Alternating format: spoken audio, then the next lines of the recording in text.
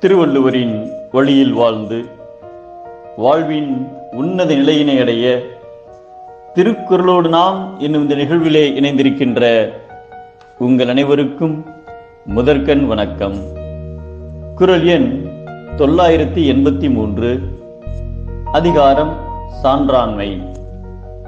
இம்மண்ணில் மனித உருவில் அவதரித்த கடவுள் இயேசுபிரான்.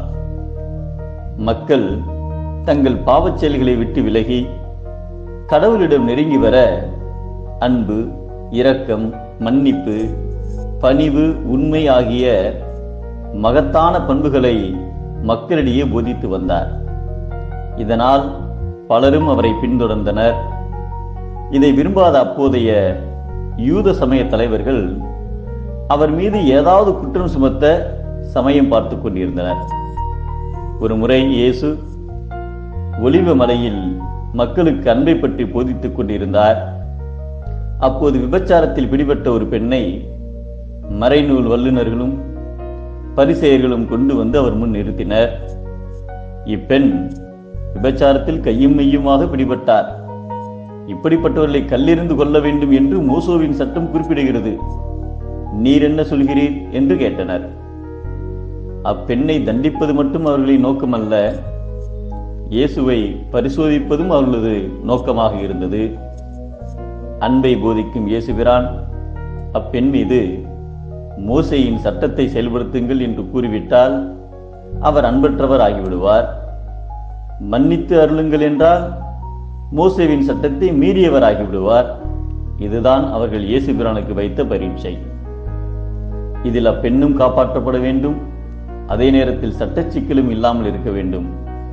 இதை நன்கு உணர்ந்த இயேசுபிரான் அப்பெண்ணை அழைத்து வந்தவரிடம், உங்களில் பாவமற்றவராக யார் இருக்கிறாரோ அவர் முதலில் இப்பெண் மீது கல் எறியட்டும் என்று சொன்னார். இயேசு சொன்னதை கேட்டதும் முதலில் முதியவர் ஒருவர் அங்கிருந்து புறப்பட்டார்.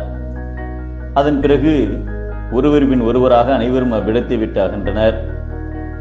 இறுதியில் இயேசு தலை நிமிர்ந்த போது அப்பெண்ணை தவிர வேறு யாரும் அங்கு இல்லை.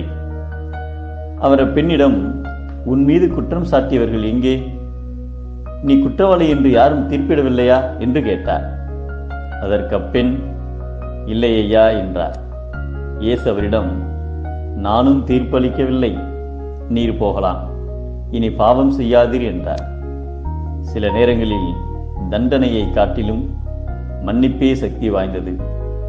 முழுமையான மன்னிப்பே ஒரு மனிதனை மகானாக மாற்றும்.